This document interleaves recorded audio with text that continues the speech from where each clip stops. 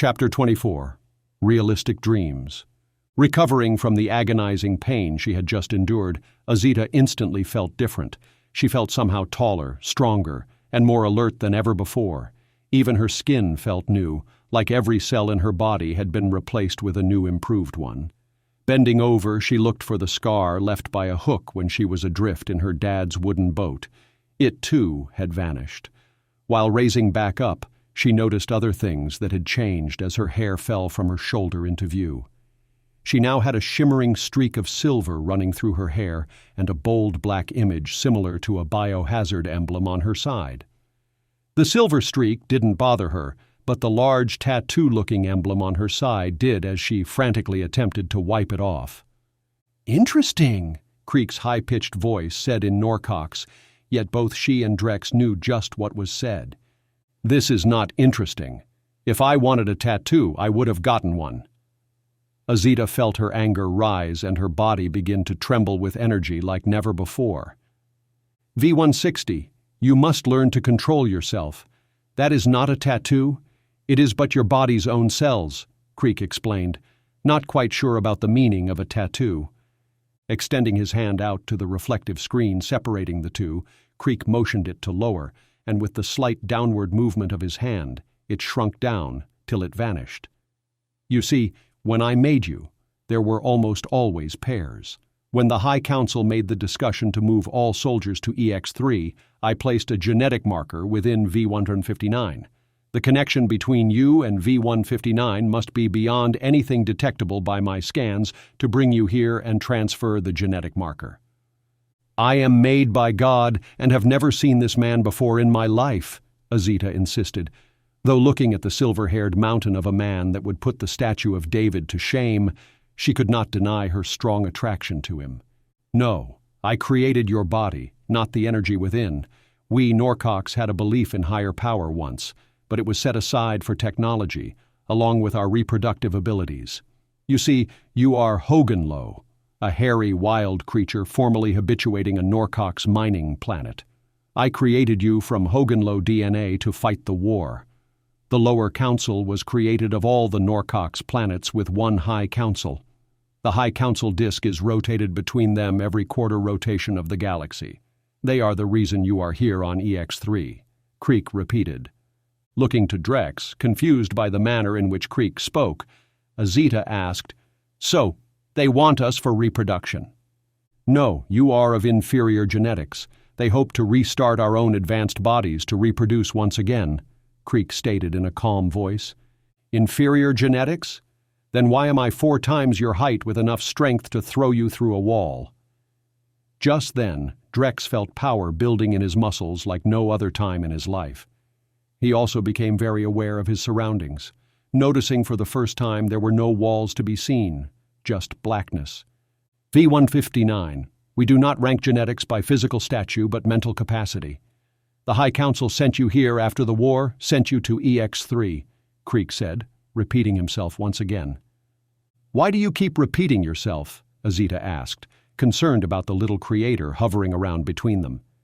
Before answering, Creek pulled up another screen in front of him, and after a few minutes of studying it, he replied, "I am dying." "Dying? I thought your kind never died?" Drex asked. Even with the greatly improved cognitive abilities he now possessed, what Creek said did not compute. "We can live and never experience death. There are, however, 2 ways for our consciousness to die. One is for our bodies to stop functioning outside the range of a source crystal. The other is to remain in a source crystal for too many millenniums. The High Council chose for you to be placed on EX3. Creek heard himself repeat that time and hurried up with the information he wanted to pass on to V-159. "Why not take another body?" Azita asked, feeling it was an obvious fix. "V-160, you are correct, I could. That would alert others to yours and my existence, making everything I have done to now irrelevant. You see, I marked you, V-159, with my symbol passed through your genetic line of Hoganlow soldiers. When you were brought here, experiments continued, only resulting in loss of your physical abilities. Your kind was once twice your present size. The more your kind evolved, the more I knew one day the Council would see you as a threat. I spent millennium creating facilities for you on EX3. The only way to keep it to myself was to prevent my consciousness from entering a source crystal with other Norcox consciousnesses. Once completing construction of these facilities, I placed my body in stasis and scheduled recovery and observation each 1,000 rotations around your star. Something happened, preventing my awakening for many rotations. When my stasis pad was opened, you Hoganlow were at war. It quickly became apparent to me that my body was dying from radiation exposure on EX3, and before revealing the facilities, I discovered Hoganlows were not fighting Norcox, but each other. While my body lived, I knew my consciousness could still not yet be transferred to source crystals. With no way to simply return to stasis, my pod was used to create a crude source crystal and a way to be transported in time only to be revealed by one bearing my mark, V159. The High Council chose to put you on EX3 after the war. From the readings, there have been 200,456 rotations around your star since my last body. Azita and Drex didn't know how to respond, but did know they could not look at each other very long without their desires taking hold of them.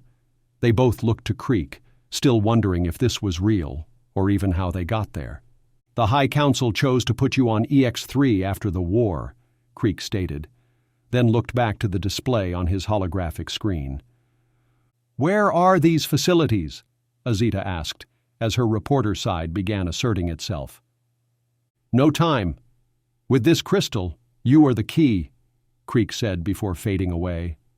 Confused by what just happened, Azita and Drex looked to each other as holographic screens, tables, and everything else around them began to fade as well till they were the only thing remaining. While everything around them seemed to be erased, they stared deeply into each other's eyes, waiting for the same fate as Creek. To both of their surprise, whatever held them into place released, allowing free movement in the black, empty space they now inhabited. Before finishing the thought of running to each other, their bodies were already in motion. The distance between them quickly closed as their emotions of being entangled by the other excited every nerve. With only feet left between them, they jumped with arms stretched to embrace each other. Azita found herself breathing heavily with arms outstretched, staring at a metal-rippled ceiling. Drex! Startled by her outburst near the far end of his underground bunker, Tyler jumped from his seat, grabbing a baseball bat propped up against his desk. Running quickly, he scanned the ladder leading up to the top hatch. Seeing nothing had changed from when he closed it hours ago, he turned his attention to Azita. Only something was very different about her. What the hell is going on? Azita sat up from where she lay. As she looked to Tyler, a single tear ran from the corner of her eye, leaving a streak as it raced down her cheek and dropped to the floor. Sorry, it was just a bad dream. She wiped her cheek dry.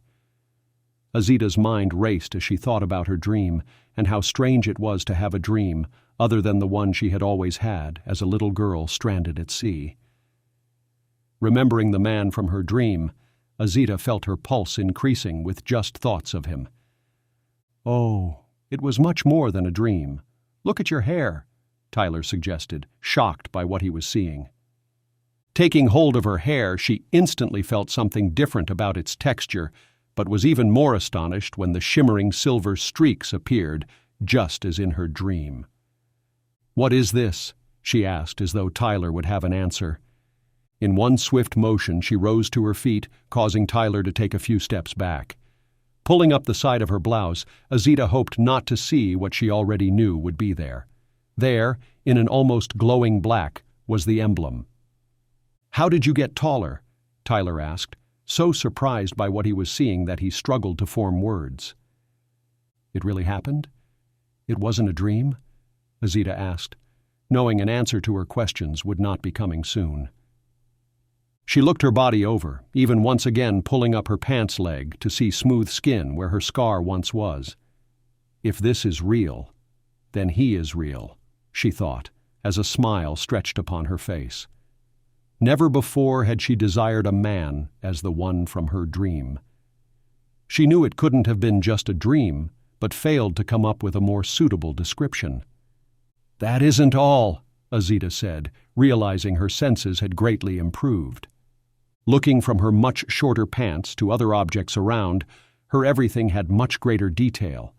Even at the other end of the 40-foot length of the cargo container, texture of the paint could be seen. As Tyler spoke, Azita noticed a difference in his voice, as if new frequencies were added. Then, fear crept over her as her improved sense of smell picked up the scent of cedar, even with air in the container being purified. The thought of going outside terrified her more than anything at the moment. Looking around for her bag, Azita wanted to double up on her medication just in case, but her purse was nowhere to be seen. "Where's my purse?" she asked unusually aggressively. Tyler watched as she lifted a heavy steel desk along the wall, moving it with one hand just to look behind it. "Azita, your purse is in the truck. You see what you're doing?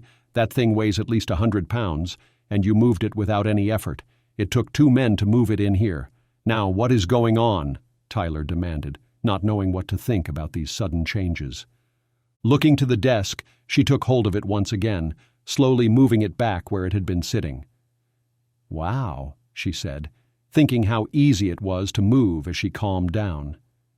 "Wow, I think we are far beyond wow. It's like you are a different person than the one who entered. Why do you have that tattoo?" Tyler gripped the bat tighter in his hands, not in preparation to strike her, but just because it was there. For the next half hour, Azita told him what she had experienced from arriving in the chamber naked right up to the end, with only one exception, which was how she felt about the man named Drex. The feeling she had to be with him was new to her, and she felt a need to find him no matter where he was. Everything about the world around her had changed, but one thing stayed the same, even with everything she had just experienced: keeping her word. Looking at her watch that was now much tighter around her wrist, Azita turned her attention to Tyler, whose mouth was opened, unable to speak. "I have to get going. I have to make it to Austin to get the story and be back here by mid-afternoon." Just then, Tyler's mouth snapped before he quickly started protesting. "What? You're going after what's happened? Your clothes don't even fit anymore." "I gave my word. You're probably right, though. I should pick something up along the way." Azita could feel her aggressive side growing with just simply being questioned. Fortunately, it wasn't to the point that it couldn't be controlled. Aggression must be a side effect of whatever happened, she thought, as she looked for the keys to the old farm truck. "I'm going with you," Tyler announced. "No, you need to stay here and find out what caused them to come after you yesterday and how they used Sarah against you," Azita said in a commanding tone, one she had never used before. With the mention of Sarah's name, the image of the sword running through her skull started to flood his thoughts. He fought to suppress them before giving in to her demands. "I will make it quick. You know how to get out of here?" Tyler asked, tossing her the keys. "Yes." She caught the keys while moving to the ladder they climbed down. "We exit this way. It exits 100 yards out, alongside the road we parked on. Need me to show you the way?" Tyler pointed to the section of wall with a short, narrow door concealed behind a large U.S. flag.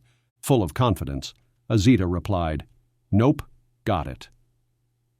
She made her way through the opening and down the narrow concrete tunnel. At the other end, she came to a steel hatch much like the one used earlier to enter the bunker. This time, the fear of cedar washed over her with the thought of her senses being heightened. For a moment, she thought about going back for Tyler, if only for emotional support, though she wouldn't tell him that. She thought better of the idea, knowing that he had to focus on his part of their mission. With a deep breath, she slowly opened the hatch. To her surprise, the smell of cedar was nowhere to be found, even with trees surrounding the hatch. "This is awesome!" Azita exclaimed, realizing she could block out certain smells.